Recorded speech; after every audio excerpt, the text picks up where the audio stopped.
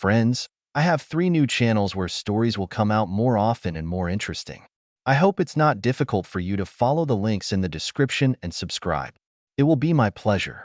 Selfish fool, Brett muttered to himself. More? The pretty waitress asked, emphasizing her question by lifting the coffee pot in her hand. Brett looked at his watch. No, I have to go. He took a last sip of what was left in his cup, left $2 on the table, paid the bill and left. He had an appointment with Terry, his future ex-wife. He couldn't believe that she considered herself eligible for the Continental. It took him more than 2 years to recover. Of course, she helped a little, but this car belonged to him from the moment he saw it. It was his child, his pride and joy, and now she wanted to take her away from him. When he arrived at his former home, he was a little surprised to see that she had not yet put the house up for sale.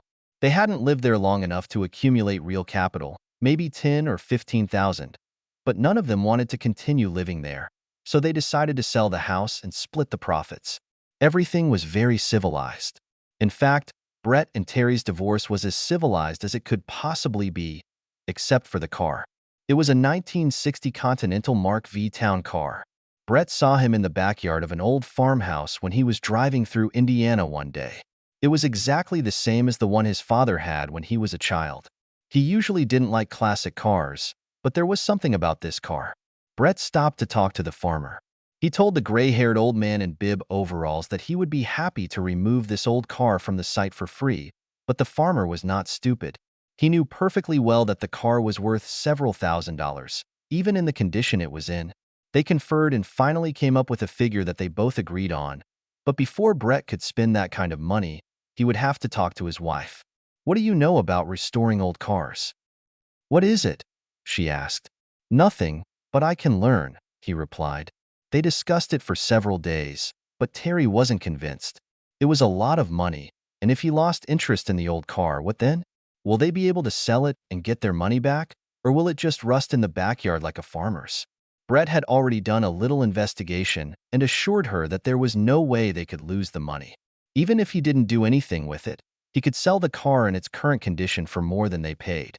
In the end, it was her husband's enthusiasm that was the deciding factor. With his wife's blessing, Brett arranged for the delivery of the car. A week later, when Terry saw her being unloaded from the ship, she had doubts, but it was too late. They became the proud owners of an old rusty pile of scrap metal. I know she doesn't look good right now, honey, but I'm going to bring her back to life. I'm going to make her young again, he said, with a wide grin.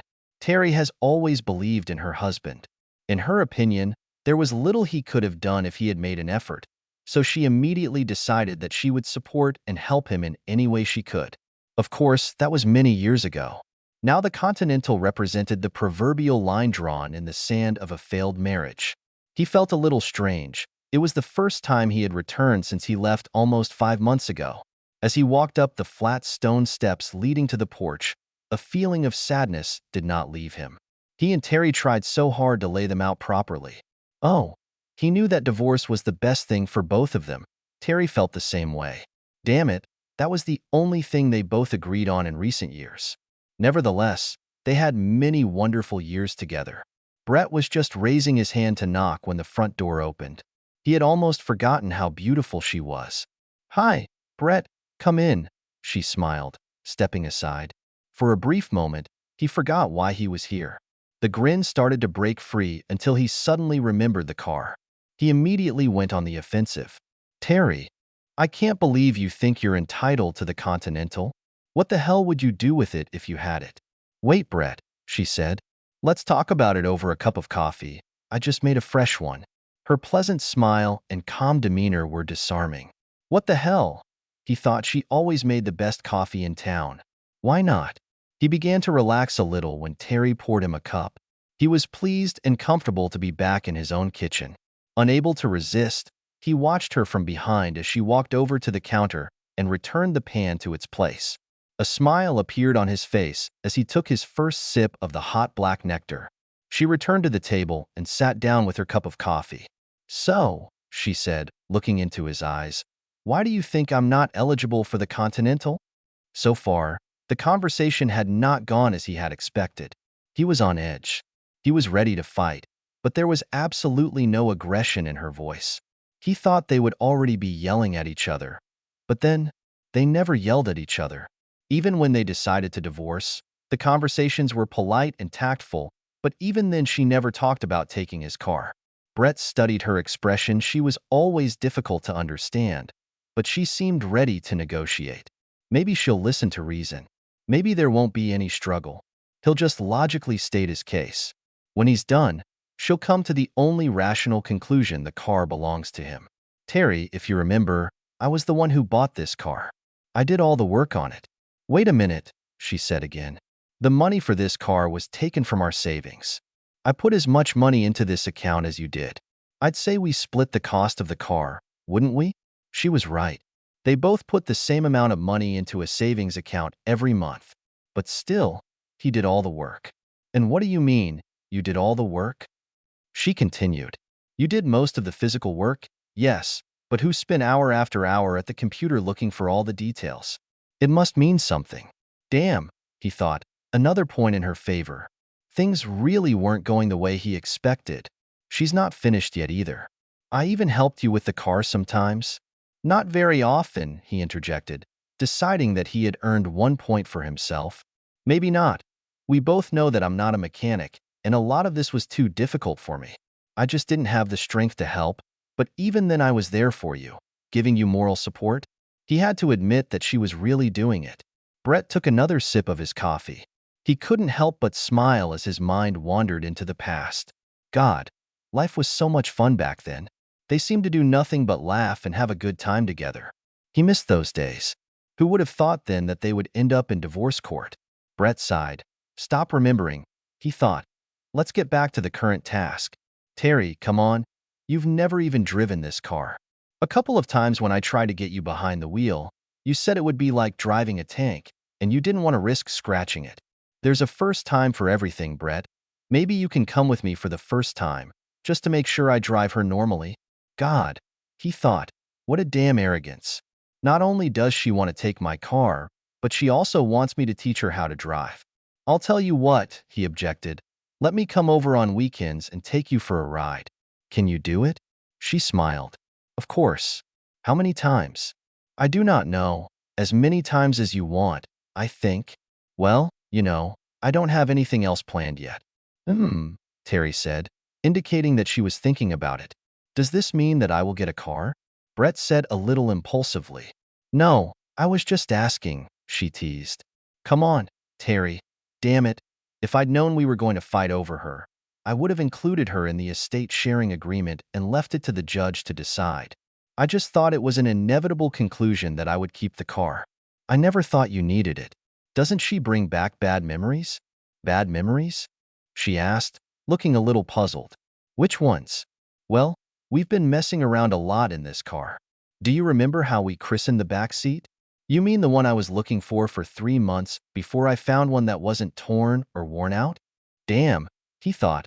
She's scoring points left and right. Yes, that's it, he admitted. Of course I remember. By that time, she was already working for you. We drove to the lake. You said you wanted to demonstrate how much space there is in the back. And there was too much room, she giggled. Well, you know. I mean, in light of how you feel about me right now, I just thought that you probably wish none of this had ever happened. Is that how you feel? Would you like this to never happen? Brett was surprised. He thought he detected a little sadness in her voice. She certainly wasn't sad a few months ago when they were discussing divorce. She sounded like she couldn't wait to get rid of him. No, to be honest, it was one of the happiest days of my life. But then I don't understand, Brett. Why were these happy memories for you and not for me? What is it? She asked. Well, I don't know. Probably because I know that you treat me differently, other than me to you. I see. Maybe we should talk about this before the divorce is final. How do you feel about me? Brett really didn't want to go into details. He was confused. He didn't want to admit that he still loved her, especially since he knew that she no longer loved him back. Come on, Terry. I came to talk about the car. Let's leave it at that. Damn, she cursed to herself. He can be so frustrating sometimes. Okay, Terry said, getting up to pour herself another cup of coffee. It's in my garage. You know what they say about ownership being 9/10 of the law, she chuckled. Damn it, Terry. You agreed to keep it here until I find a place to store it. You know perfectly well that I can't just leave it in the parking lot of my apartment building. He was getting angry. She didn't want that. I know, she said. That's not what I meant. Simply. What? Brett was upset now. Just what, Terry? I want to know what you meant about my bad memories. Do you think I hate you? Brett sighed slightly. It doesn't look like he's going to avoid this conversation. I don't know. Maybe you don't hate me, but you made it clear that you don't love me anymore. So it makes sense that you can think about these memories with regret, that's all. Well, I don't regret them. I don't regret anything at all that we were together. Should she say that? She was trying to lure him out. She had to find out his true feelings. But for that to happen, it looks like she'll have to confess first. She decided to go ahead and say it. I don't hate you. The only thing I regret is the breakup. Brett couldn't believe his ears. Did she just say that she regrets the breakup? What the hell? She was the one who said that they were estranged from each other, that they no longer had anything in common. Terry, you were the one who said it would be better if we got divorced and went our separate ways, remember? Yes, I remember. But I don't remember you disagreeing with me. Well, I don't know. We just didn't seem like that loving couple anymore. I know. We were both guilty of doing what many others do after a while. We started to take each other for granted. Yes, it's probably true, but it wasn't just that, Terry. We hardly made love anymore. Do you remember what we were like in the beginning? God, we couldn't keep our hands off each other, especially when we were working on Continental. Damn, we had so much fun working on it together. He smiled again, and this time, he had to fight back tears in his eyes as a tsunami of wonderful memories flooded his mind. I have to agree, Terry replied. We were a real team. Do you remember the first time we washed it? Brett chuckled. Yes, but as far as I remember, we didn't have time to wash almost the whole car. We were too busy hosing each other down. Yeah, his future ex confirmed, giggling to herself. I don't think I've laughed that much since I was a little girl. Yes, we had wonderful times, that's for sure. But as soon as we finished with the car, we started to move away from each other. It wasn't right after we finished. We were still having fun after that. I remember driving it to your mother's, and the look on her face when she saw it. Yes, she remembered right away. It was exactly the same Continental as my father's when he died. She really had tears in her eyes when we took her for a ride, Terry recalled. You're right, Brett admitted. We had a lot of fun with this car, even after it was finished. He paused to fondly recall that time. So what went wrong? Terry asked, interrupting his train of thought. You tell me. You seemed to have all the answers when you started talking about divorce, he replied sharply. Brett, I was just expressing what we were both thinking at the time. Come on, none of us really worked on the marriage. It seemed that the reality of life was just constantly interfering with us. It's become more interesting for you to study with your friends than with me. Terry, the only reason I spent so much time with them was because you stopped by Audrey's every chance you got. I got tired of sitting at home alone, and I started dating guys. What did you expect? I'm not sure, she replied. I knew that we had problems, but I didn't know what to do. I started going to Audrey all the time, so as not to think that our marriage was in danger. This was my hideout. It seemed to me that you were losing interest in me, as well as in marriage. I always thought it was because you stopped loving me. We started making love less and less often. Terry thought about his words. Yes, I do remember that making love did not cause me such delight as in the beginning. I'm not sure exactly why, but I know it wasn't because I didn't love you anymore. It just seemed old, routine. It was as if we were doing this because that's what married people were supposed to do. But none of us had those carnal desires for each other that we had in the beginning. We had to find a way to spice it up a bit, keep it fresh. So why didn't we do it? Brett asked. Good question. If we had done that, maybe we wouldn't be here right now, a month away from ending our marriage. There was silence in the air as they both sipped their coffee. Brett was deep in thought. He wondered what was the matter. Initially, she told him that she wanted to talk to him about not taking the Continental away from her, but mostly, they talked about their marriage. He began to think that she didn't need the car at all, that it was just an excuse to drag him there. Terry was thinking about it too, but not about the car. She needed to know if they were doing the right thing by getting divorced. She knew how she felt, but how did her husband feel about it? Does he want to get a divorce? Does he still love her? She decided that the only way to find out was to ask.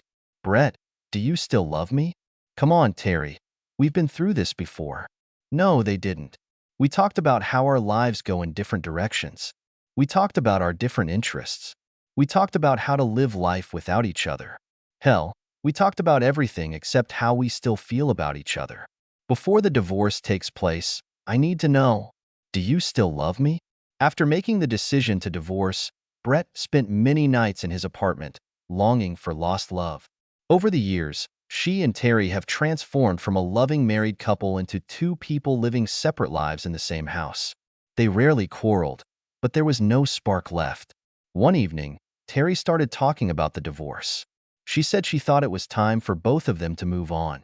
He agreed at the time, but has since realized that he made a terrible mistake.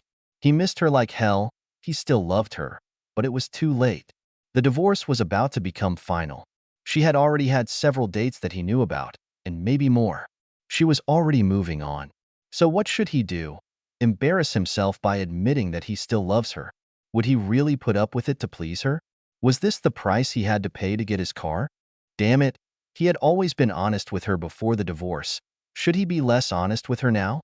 Terry, I sometimes think that, well, maybe we're making a mistake, but I know how you feel, so, damn it, Brett. Stop telling me how I feel.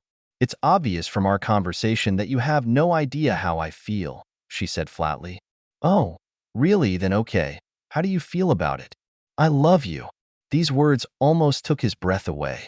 For the first time in a long time, his heart seemed to skip a beat. Do you love me? He repeated with a smile. Yes, Brett, I still love you.